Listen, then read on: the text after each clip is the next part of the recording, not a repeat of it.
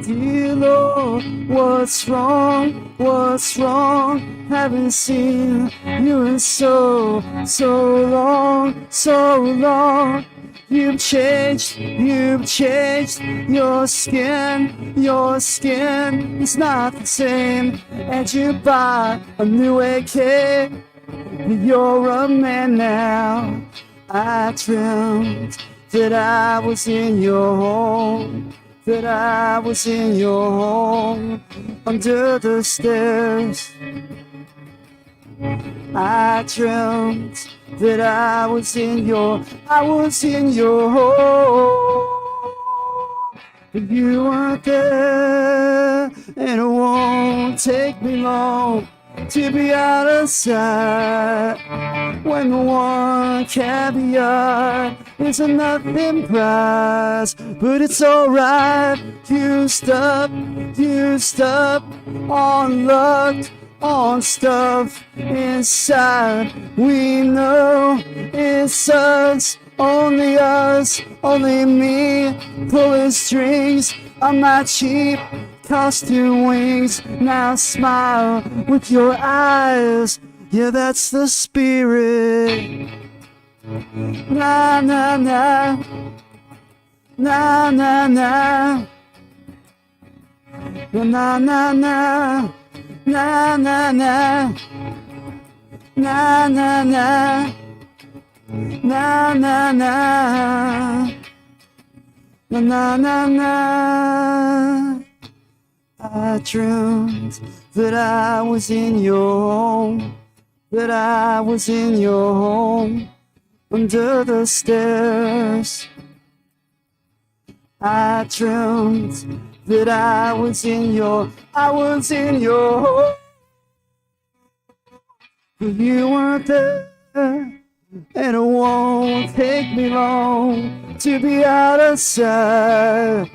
When the one caveat is a nothing prize, but it's alright. Up the aisle, pass it forward, shaking hands, making plans. I'll forget by next week, by the end of the end, we'll be there at the gates of heaven. Oh, oh, oh, oh, oh, oh,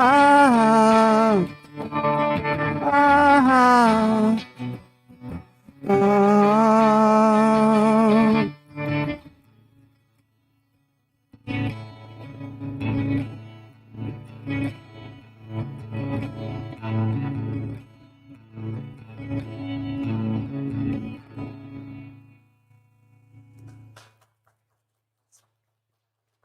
Thank you, and good morning, Unity of Wichita, and welcome to our hybrid experience today for our Sunday morning experience.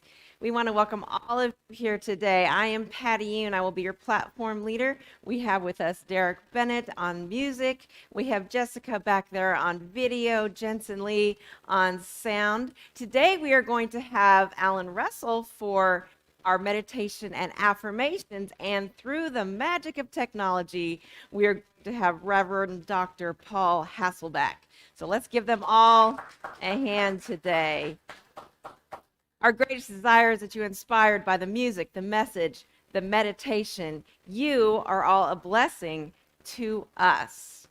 And once again, the month of June is the month of imagination, the power of imagination. And that is the power to visualize, to conceptualize, to envision. And so, with that power of imagination, let's say together our mission statement: inspire transformation as a vibrant, diverse, and inclusive community. With that same power of imagination, let's say together our statement of being: there is presence and one power in my life and in the universe, God the good, omnipotent. Once again, we want to welcome everyone who has joined us in person today and at home on our YouTube channel and on our Facebook page. We want to welcome all of you today as well. We are blessed that you are here with us. We especially want to welcome you if you're here for the very first time. If you're here in person, just connect handy right there, waving there. If you are new, so that we know who you are and how to connect with you better. If you're at home, you can email us or put your information in the chat box. We would love to connect with you. We just invite you to consider our teachings. Unity is a worldwide ministry dedicated to the ongoing awareness within all of us. So keep what works for you and gently release the rest. We will now bless everyone who is with us today. We love you. We appreciate you. We appreciate you. We behold the Christ as you, just as you are. Amen. All right, good morning, everyone. We will ready ourselves for a time of prayer this morning. And as we get ready for prayer, I would just like to pass along a prayer request. Our very own beloved Taslim Mutasid is having back surgery this Wednesday, the 30th. This is, I believe, the second of a series of back surgeries. And part of what prompted this back surgery is complications from the previous one. So I just want you all to behold Taslim in our hearts and in our minds, and hold her in loving prayer, affirming wholeness and well-being for her. So at this time, we'll just take a brief moment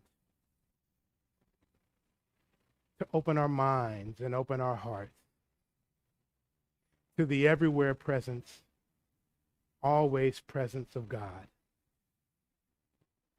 Yes, the divine is fully and completely present right here, right now. There are no such thing as God empty spots. God is always present, expressing in us and through us during times of triumph, celebration, and thanksgiving, or during times of trouble and challenge.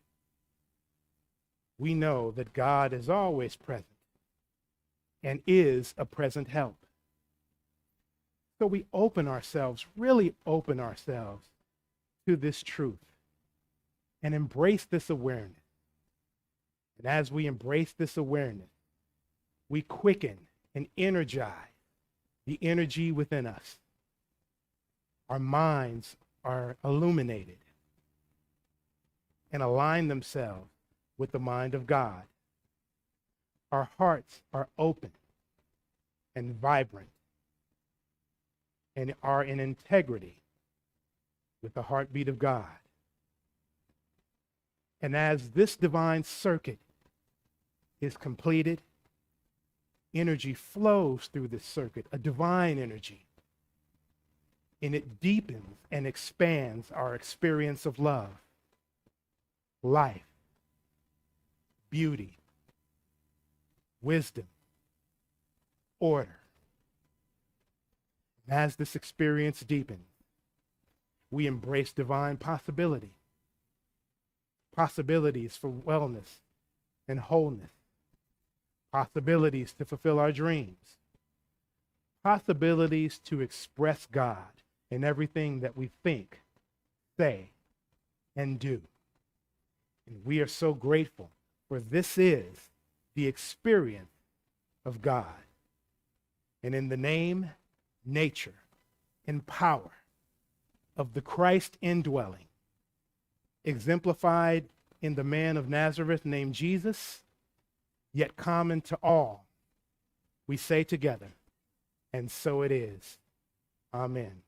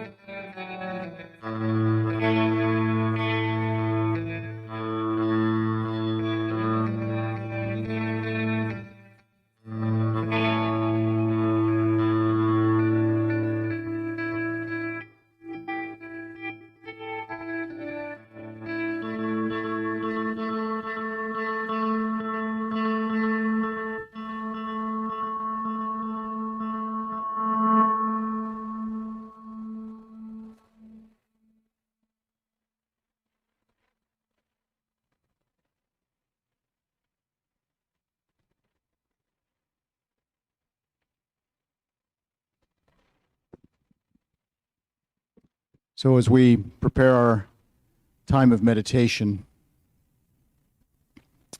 I invite you to close your eyes if you wish, feeling all the muscles of the body relaxing. Allow your mind to relax and become still, for we have all the time in the world. Take a deep breath in and exhale gently. Again, a deep breath in and slowly exhale. Let each breath relax you more and more. For this is our time to go within, our time to surrender to Spirit. We are one with the One. Breathe into this awareness. May our hearts be at peace as we begin this time of meditation. The noise of the outer world is silenced. As we retreat to this quiet place within, we release any concerns, any tension, any negative thoughts. We release. We let go.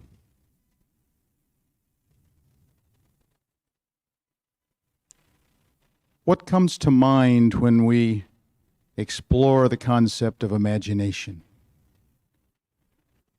When we use our imagination to picture how a situation might look in different scenarios, it's called imagery.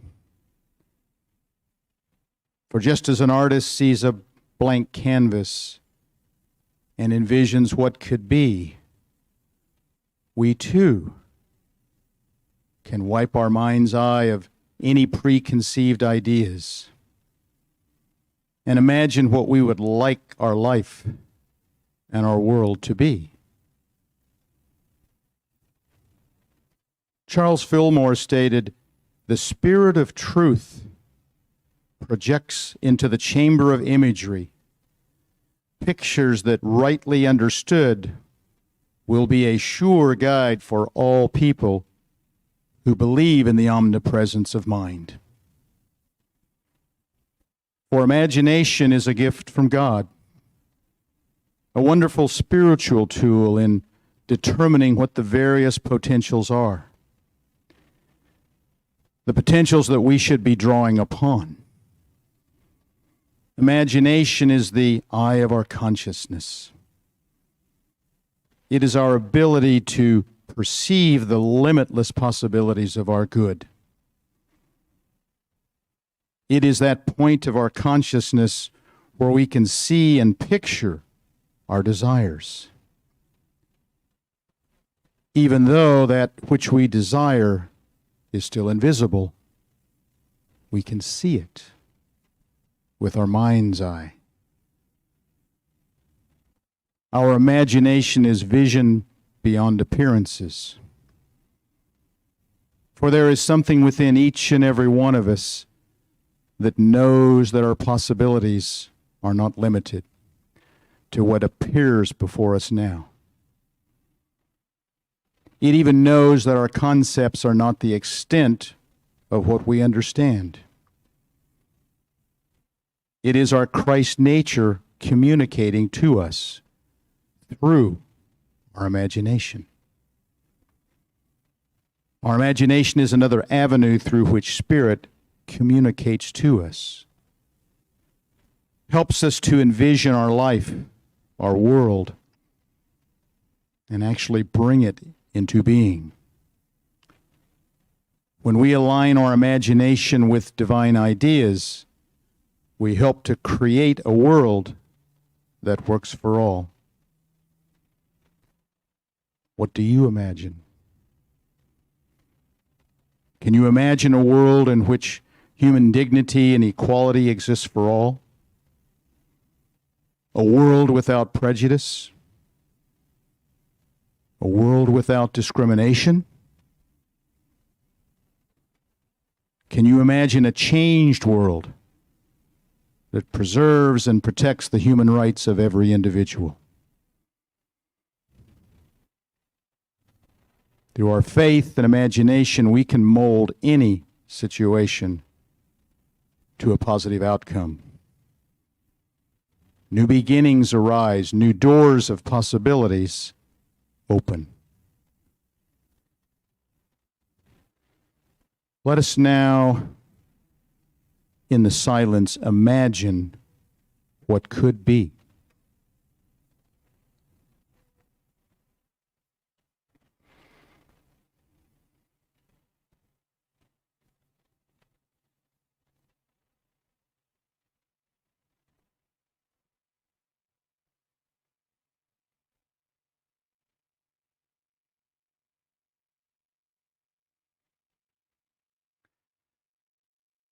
Never disqualify your imagination by saying, "It's only my imagination."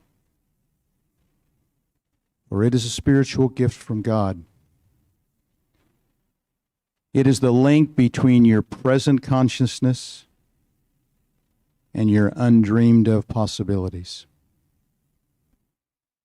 Dream the impossible dream and follow through on it. Unlimited possibilities await when you apply limitless thinking in your life. And in the name and the nature of the Christ within, let us affirm and say together, and so it is. Amen. Please join me in these affirmations. Imagination enables me to see an outcome I desire. Imagination enables me to see an outcome I desire, then shape and direct my thoughts, words, and actions toward that outcome. Then shape and direct my thoughts, words, and actions toward that outcome. My mind and my imagination,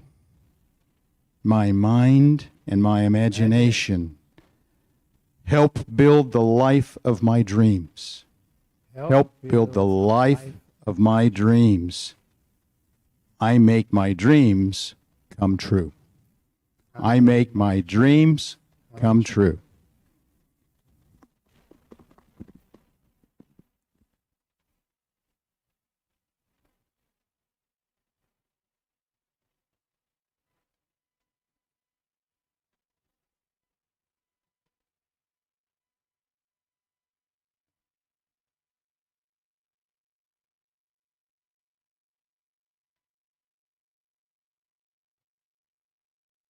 This is Reverend Dr. Paul Hasselbeck, and I'm delighted to be with you.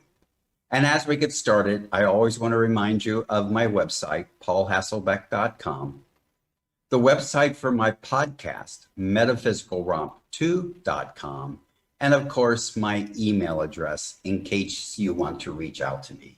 And that's alberthasselbeck@gmail.com. And also, get your cell phone ready in case you want to take pictures of my slides. I'll also be sharing the slides with Samantha and Art, and so they will make them available to you. Okay, so let's get romping. The talk is your formative faculty, which is your power of imagination, one of the amazing 12 powers. And first, I'm going to start with the basics, especially in case someone new is tuning in. And then we're going to talk about the 12 powers in a general way. And then I'm going to dive into the power of imagination more deeply. And so, first of all, sit back, relax, and seek to understand. Belief is encouraged, but not required. And question your unquestioned answers as part of your spiritual practice. Because remember this, and you can read it with me. Unanswered questions are far less dangerous than unquestioned answers.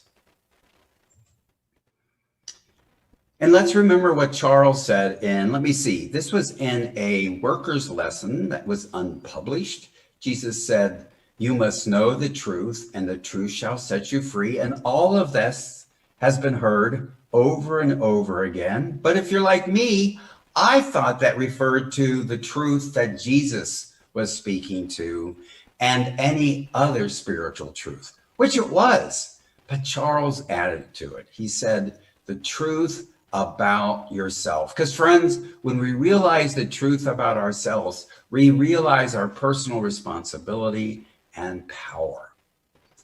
And then this quote from Eric Butterworth, God is spirit, present in its entirety, at every point in space at the same time. Take that in and think about it. That God is present in its entirety at every point in space at the same time. So we don't have a piece of God here and a piece of God here and a piece of God there, and we add them up and we get the totality of God. God, spirit, principle in its entirety is present at every point in space at the same time. And just as a reminder, God is it, neither male nor female, but principle. So this is my favorite quote found in the historic writings that emphasizes that principle is a great synonym for the term God. And then Charles said, yet there is but one I am. It cannot be cut into parts. It is principle. So the I am is principle. And the I am is our spiritual self. So Charles said that the ego is the man. And by reason of its divinity, by reason of the ego's divinity, the ego makes and remakes as it wills. So you and I are always making and remaking as we will. And what we are making and remaking is up to us, entirely up to us. And when we're making and remaking, we're using divine ideas. In other words, we're using principle to manifest. And so we're fully human and we're fully divine. Think about that. Maybe hold your hand over your heart and say, I'm fully human and fully divine. In fact, we are manifesting our humanity from our divinity. And so let's review a little bit about the 12 powers. So the 12 powers are really very specific 12 divine ideas, or we could also call them 12 principles.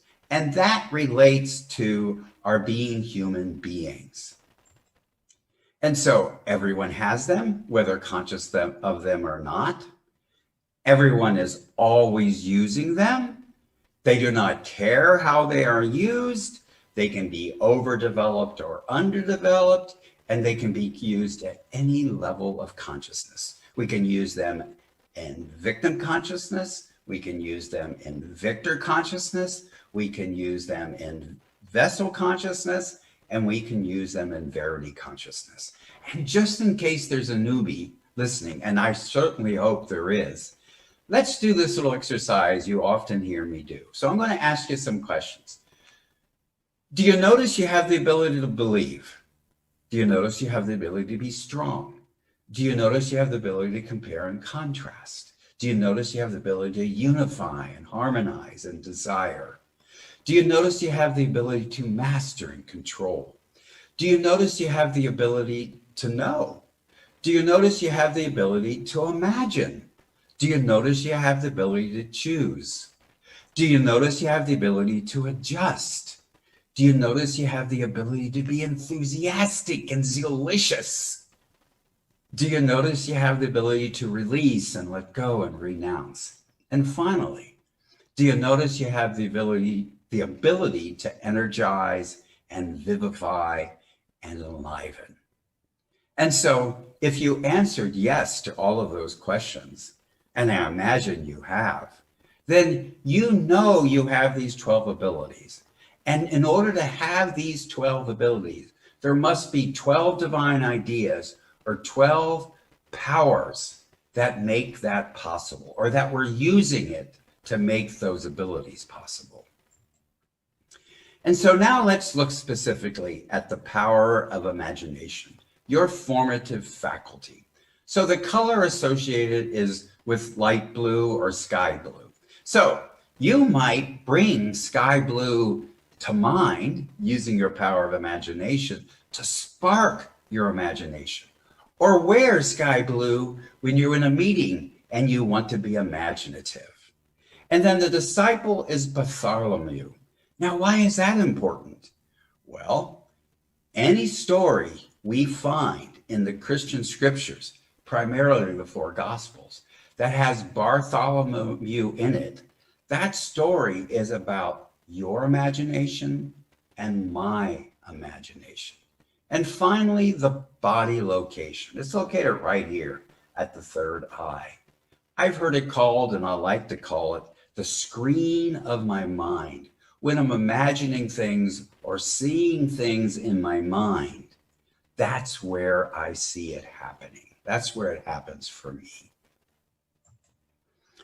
And so Imagination is our ability to visualize, conceptualize. Notice conceptualizing doesn't necessarily mean images. Envision, and it's our ability to shape substance. And this ability to shape substance is what's related to that name I gave it, the formative faculty. And so you notice on the slide, I wrote substance all in little letters and substance all in caps. And this is why. Okay, so there's changeable substance. And I'm getting this out of my jar here. You all have played with this stuff, haven't you? Play-Doh. Yeah. I'm smelling it. I bet, and you can use your power of imagination right now to smell it. And I think you could use your power of imagination to remember the last time you used this physical substance. So, physical substance is changeable and happens in the relative realm. There's another type of changeable substance, and that's our changeable thoughts and feelings, which we hold in our minds and in our consciousness. Now, notice I'm not doing this because I'm not really talking about brain.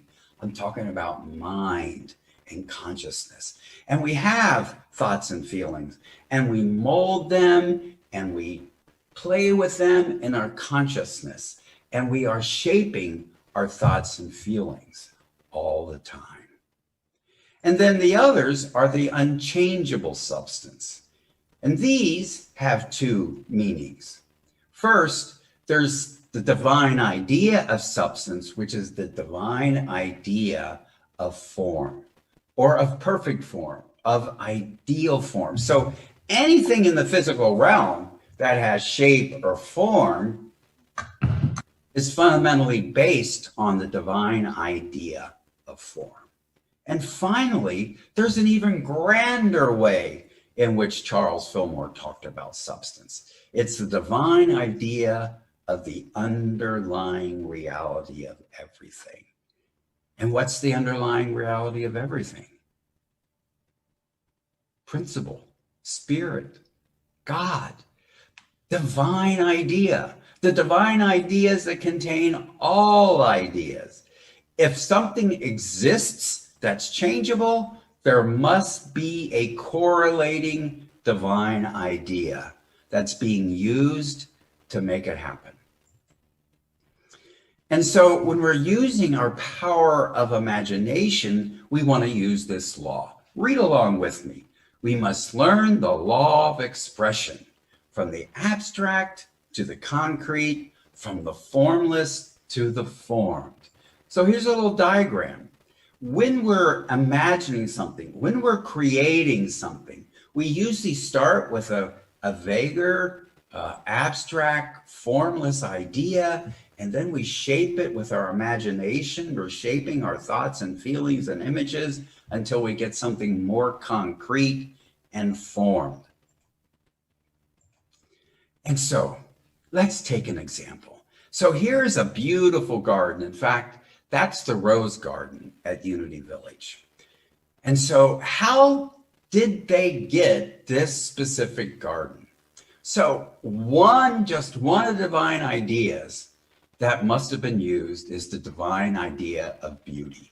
Notice that that's abstract and formless. It's an abstract, formless concept, which then we are going to make specific in our consciousness. So first, we're going to have abstract thoughts and feelings about a garden. And we're going to have inner experience of the garden, more thoughts and feelings that start to get less abstract and more formed. And we're doing it using, yes, our power of imagination. So we are giving more form or shape, or we're defining, or we're focusing, or refining, or specifying. And the one I like, and most Unity people have a little allergy to this, is limit. We take that abstract divine idea of beauty and we limit it first to a beautiful garden, a thought and feeling in consciousness. And then through the power of imagination, we're giving it shape and form. We're having an inner experience of this garden until we get to a specific garden, specific thoughts and feelings about the garden. In fact, you may have great images about it. And then it takes action and activity to actually make the beautiful garden. And the thing is, folks, the first time those thoughts and feelings take form might be you drawing a diagram of it on a piece of paper, maybe on the back of a napkin. And so imagination is involved in all of that. Just like when I showed you this, I bet your power of imagination, it activated automatically. And so let's talk about how the other powers are involved. Well, love or desire is involved. And it's involved because you have to desire that garden. And then faith is involved. You must believe it's possible to create that garden in your mind and then manifest it in the outer world. And life and zeal are involved because you're giving life to this ideal. And I bet you're getting zealous about it. You get enthusiastic about it. As you begin to limit the idea of beauty and start limiting the idea of garden, you get more and more enthusiastic. And you need strength to carry on, not only to carry on the process in your mind, but wow, once you start building that garden on the outside, you're going to call on your strength to keep on keeping on. And discernment. So you got to be wise. You got to compare and contrast all the possibilities of gardenness to discern which aspects of a garden you really want. And then understanding, well, you got to know something about gardening. And if you don't know, you need to know where to look, like Mr. and Mrs. Google, or you go to a garden shop to get more information. And will. So will is your ability to choose. So you're going to be choosing things in this process of building your garden. And will is your executive faculty. So you're using this to direct this whole process. And then dominion. You need to master what you need to know to build the garden.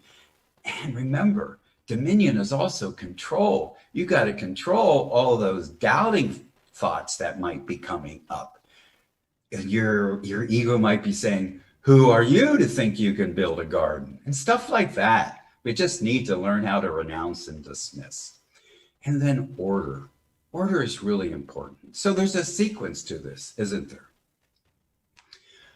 But you see, order is the faculty that we use to adjust. So if you're building your garden and you're actually building it like I was many years ago, and I had planned this beautiful koi garden, and I dig down and less than a foot down, I hit bedrock.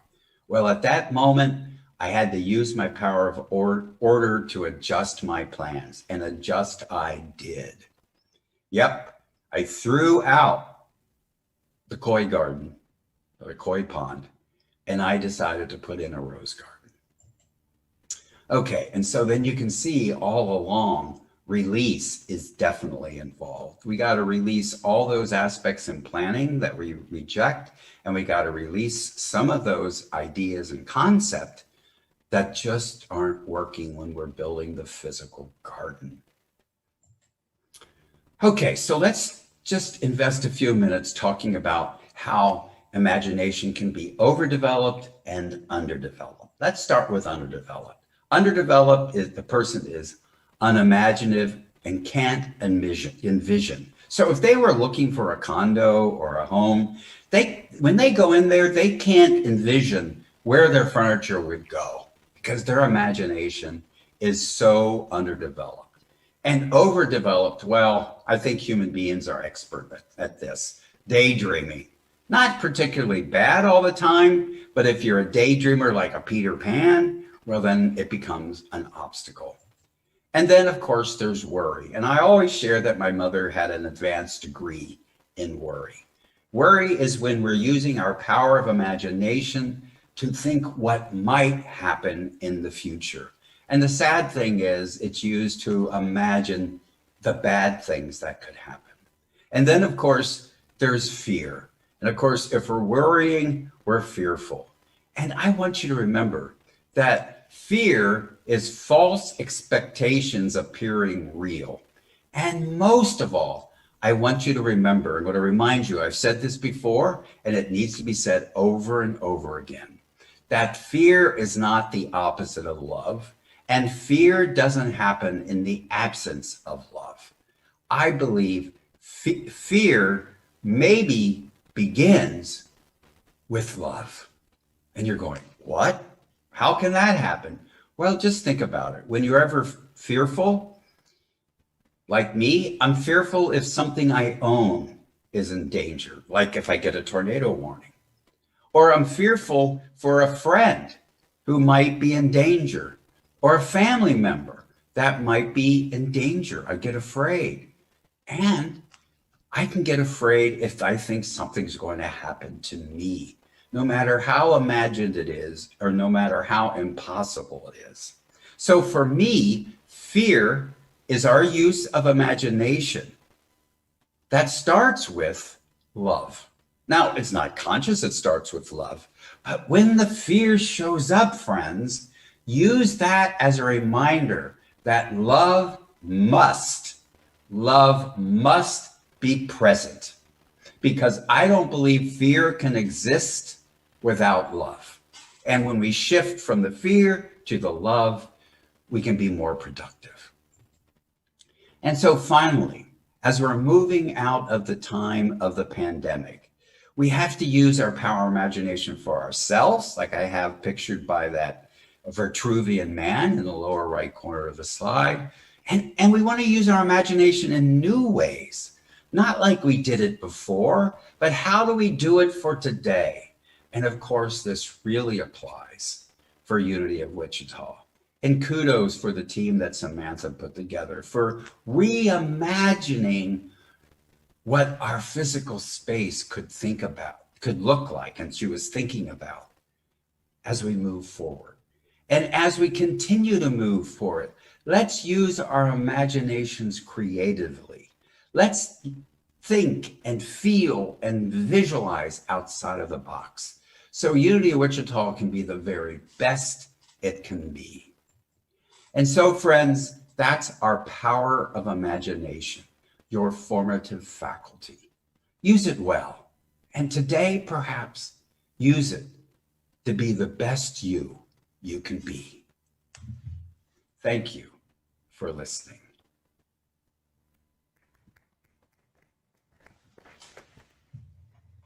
Thank you, Reverend Paul Hasselback. We do appreciate your words of wisdom and inspiring us. We are so blessed here at Unity of Wichita by the music, the message, the meditation, and by love. And if you are so inspired to give a tithe or an offering today, those of you who are here can leave your offering in the front or in the back offering plates. If you're at home, you can give a secure financial gift on the donate button on our webpage. And we appreciate that so much. Thank you. There's also www.unityofwichita.org/donations that you can look up. Whatever amount you are guided to give, just visualize that, imagine that, hold it over your heart, and let's say together our offering blessing. Divine love flowing as me blesses and multiplies all that I am, all that I give, all that I receive, and I am grateful. Amen. Amen. All right. Just want to go into a few brief announcements before we close out. For this week, lots of good things that are happening. Thursday at 6:30 p.m. on Zoom, we'll have our Connect to Connect, and this is just an opportunity. We started this during the pandemic, just to have, since we weren't meeting, to have ways for people to come together and just connect. So we continue to practice of folks coming on Zoom and just connecting and seeing how our week is going, and just really, it's a very informal hey, how you doing? And the conversation just flows where it flows.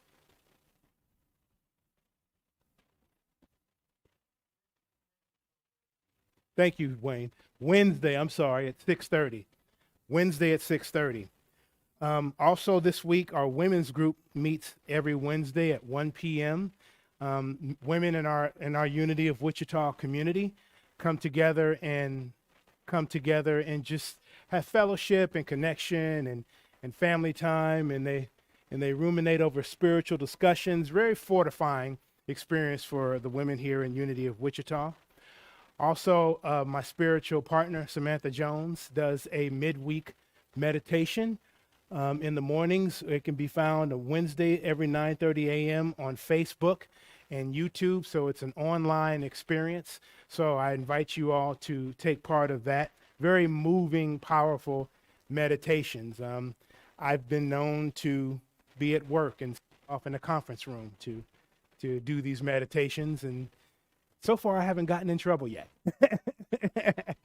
Also, Course in Miracles meets twice every week, Wednesdays and Fridays at 10 a.m. So for those of you who are into the Course of Miracles, it is on Zoom, and the passcode is there. And also, if you want to know about any of our events, you can go to our website and search under calendar. We'll have the listing of events. If they're on Zoom, there'll be Zoom links and all that good going stuff. So I invite you to check that out, and please stay tuned because we have very exciting things planned later on in the month of July and the month of August. So next week, be on the lookout for some new and exciting announcements of things that we are going to be doing. So fun stuff here at Unity of Wichita, and we invite each and every person to participate. So with that being said, we will go ahead and do the closing portion of our service, and we will affirm our prayer protection there that is on the monitor. And interesting story about the prayer of protection and how it was formulated and how it came about. This prayer of protection was requested of Unity from soldiers who were in battle. And so this is a prayer that has been endearing and enduring for quite a few decades now. So we will, from the deepest place within us, we will affirm this prayer of protection, and then we will affirm the energy of peace. So here we go. The light of God surrounds us. I am the light. The love of God enfolds us. I am the love. The power of God protects us. I am the power. The presence of God watches over us. I am the presence. Wherever we are, God is, and all is well. All is well. And from that knowing that all is well, and from the knowing that we are never alone, let us affirm after me. I am peace. I am peace. Let there be peace on earth, and let it begin with me. And so it is. Thank you all, and God bless you.